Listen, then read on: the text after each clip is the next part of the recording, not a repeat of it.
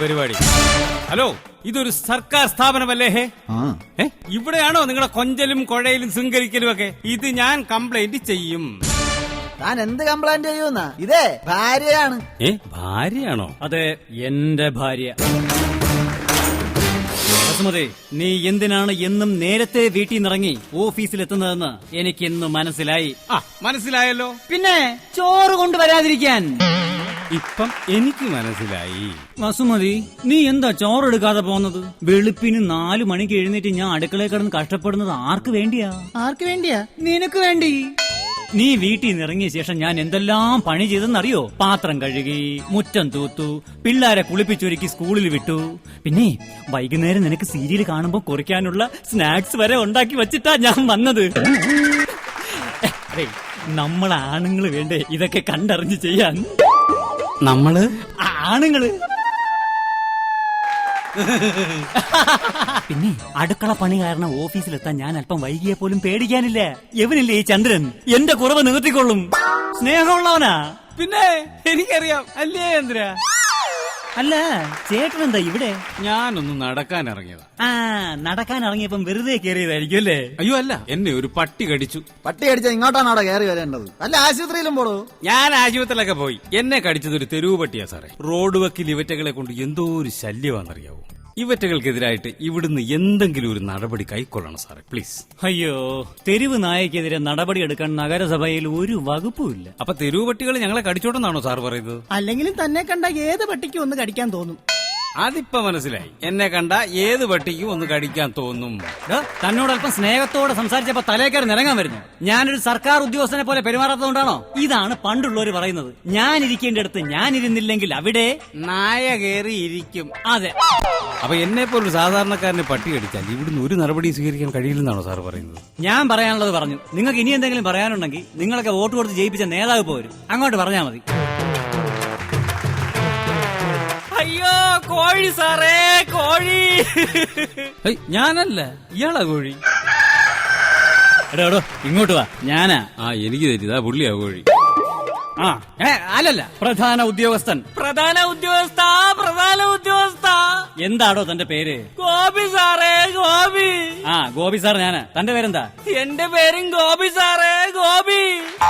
ഇങ്ങനെയാണ് തന്റെ കാര്യം ഗോപി മോനെ, ഗോപി. പോടോ. എടോ എന്താ തന്റെ പ്രശ്നം? കോഴി സാറേ, കോഴി. എടോ താൻ കാര്യം പറയടോ. പോയി സാറേ, പോയി. എന്താണ് എന്താണ്? എന്റെ കോഴി ആടും. തന്റെ കോഴിയും ആടുവോ? കോഴി മാത്രമല്ലടാ. എടോ താൻ കാര്യം പറയടോ. എന്റെ കോഴിയെ ആടിനെ പട്ടി കടിച്ച് കൊന്നു സാറേ. പട്ടിയെ കെട്ടിയിട്ട് വളർത്തണം. അല്ല, താൻ കെട്ടിക്കഴിഞ്ഞില്ലേ പട്ടി വളർത്തിയത്? എന്റെ പട്ടിയല്ല, തെരുവ് പട്ടി. മുട്ടയും പാലും വിറ്റാ സാറാ ഞാൻ കുടുംബം പുലർത്തിയിരുന്നത്. ഒന്നാമത് എന്റെ ഭാര്യയും കുട്ടികളും ഒക്കെ സുഖമില്ലാത്തവരാ. എടോ താൻ പുറത്തു വിറ്റ ഈ മുട്ടയും പാലും ഒക്കെ ഭാര്യക്കും മക്കൾക്കും കൊടുത്തിരുന്നെങ്കിൽ അവർക്കൊരു അസുഖം വരത്തില്ലായിരുന്നല്ലോ. എന്റെ ഭാര്യയ്ക്ക് എന്ത് കൊടുക്കണമെന്ന് എനിക്കറിയാം. അന്യന്റെ ഭാര്യയുടെ കാര്യത്തിൽ വലിയ താല്പര്യമുള്ള ഒരാളാ. എന്റെ സാറേ, ഈ പട്ടിയുടെ ശല്യം ഇപ്പോഴും ഉണ്ടെന്ന്. എന്തെങ്കിലും ഒരു പരിഹാരം ചെയ്യണം സാറേ. ജയ് ജയ് ഇട്ടിച്ചൻ, ജയ് ജയ് ഇട്ടിച്ചൻ, ഇട്ടിച്ചൻ കീ ജയ്, ഇട്ടിച്ചൻ കീ ജയ്, ഇട്ടിച്ചാ നേതാവേ, ഇട്ടിച്ചാ നേതാവേ, നിന്നെ പിന്നെ കണ്ടോളാം, നിന്നെ പിന്നെ കണ്ടോളാം, നിന്നെ പിന്നെ കണ്ടോളാം. ആ ജയ് വിളിച്ചവന്മാർക്ക് മാത്രം ഒരു 100 രൂപ വെച്ച് കൊടുത്തേരെ. നമസ്കാരം സാർ. സാറിനെ കാണാനായി വന്നവരാ. ആണോ? എന്താ കാര്യം? സാറേ, റോഡിൽ കൂടെ നടന്നു പോയിക്കൊണ്ടിരുന്ന എന്നെ ഒരു തെരുവ് പട്ടി കടിച്ചു സാറേ. തെരുവ് പട്ടിയെന്നോ? അങ്ങനെ വിളിച്ചവറ്റകളെ ആക്ഷേപിക്കരുത്. തെരുവ് നായ, സ്ട്രീറ്റ് ഡോഗ്. അങ്ങനെ ബഹുമാനത്തോട് വിളിക്കണം. ക്ഷമിക്കണം സാർ, തെരുവ് നായ എന്റെ കാലിൽ ദന്തം താഴ്ത്തി. ദന്തുവാ താഴ്ത്തിയേ? ദന്തവാ താഴ്ത്തിയത്. ദന്തുവാ താഴ്ത്തിയത്? ദന്തവാ താഴ്ത്തിയത്. ദന്തുവാ താഴ്ത്തിയത്? ദന്തവാ താഴ്ത്തിയത്. പുല്ല് കടിച്ചു കീറി. പുല്ല് കടിച്ചു കീറി? അയ്യോ കാല. എന്നെ കേറി കാലാന്നോ? എന്റെ കാലയിലാ കടിച്ചെന്ന്. ഞങ്ങളുടെ വീടിന്റെ പരിസരം മൊത്തം തെരുവുനായ്ക്കളാ സാറേ. അതിനെ എന്തെങ്കിലും ഒന്ന് ചെയ്തിരുന്നെങ്കില്. തെരുവുനായെ തൊട്ടാലേ കേസാവും. അതിന് വകുപ്പും നിയമങ്ങളും ഒക്കെ ഉണ്ട്. അകത്താവും. ഞങ്ങളുടെ മൃഗസ്നേഹിയായ വനിതാ നേതാവ് കൊണ്ടുവന്ന നിയമമാ. എന്ത് നല്ല നിയമം. ദേ, എന്റെ പേരെന്താണെന്നറിയാലോ, ഇട്ടിച്ചൻ. പക്ഷെ എനിക്ക് ഈ പട്ടികളോടുള്ള അമിതമായ സ്നേഹം കൊണ്ട് എന്റെ പേര് മാറ്റി പട്ടിച്ചനെന്നാക്കിയാലോ എന്ന് ഞാൻ ആലോചിച്ചിട്ടുണ്ട്. അല്ലേ, നിങ്ങൾ ഈ പറയുന്ന തെരുവ് നായ്ക്കള് ഇതുവരെ എന്നെ കടിച്ചിട്ടില്ലല്ലോ. അതിന് കാറിൽ നിന്ന് പുറത്തിറങ്ങിയിട്ട് വേണ്ടേ? ഇയാളാരാ? ഗോപി സാറേ. ഗോപി. എടോ, നിങ്ങൾ ഈ പറയുന്ന തെരുവ് നായ്ക്കൾ ഈ നാടിനു വേണ്ടി എന്തെല്ലാം ഉപകാരങ്ങൾ ചെയ്യുന്നുണ്ടെന്ന് നിങ്ങൾക്കറിയാമോ?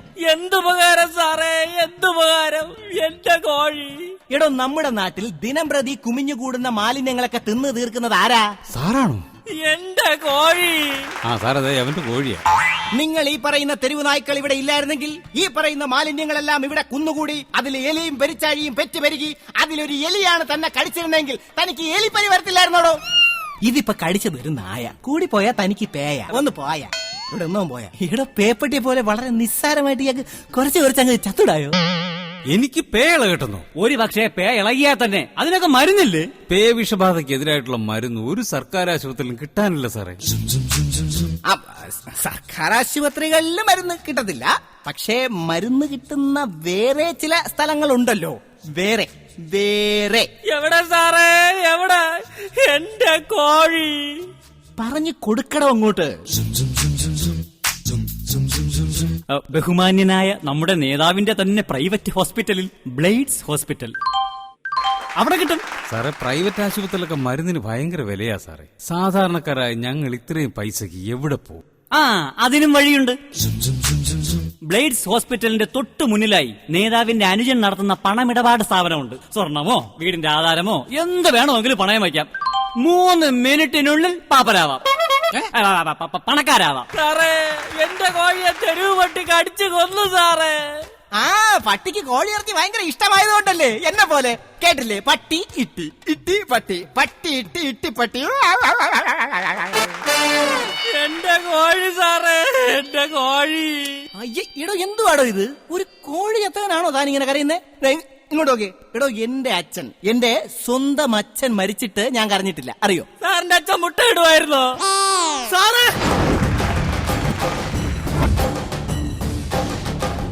സാറേ, സാറേ, അങ്കമ്പാടി കിടന്നുറങ്ങായിരുന്ന എന്റെ കുഞ്ഞിനെ തെരുവോട്ടി കടിച്ചു കൊടഞ്ഞു സാറേ. ഷെടാ, ഇന്ന് എല്ലാവർക്കും പട്ടികളെ കുറിച്ച് മാത്രമേ സംസാരിക്കാനുള്ളൂ. എന്തായാലും പട്ടികളുടെ ഒരു സമയം തന്നെ. ഇതാണ് പഴമക്കാര് പറയുന്നത്, every dog has A day. 3 വയസ്സുള്ള എന്റെ കുഞ്ഞിനെ പട്ടി അടിച്ചെന്ന് പറഞ്ഞിട്ട് കണ്ണി ചോര ഇല്ലാതെ സാറ് ഇന്ന് ചിരിക്കുന്നോ?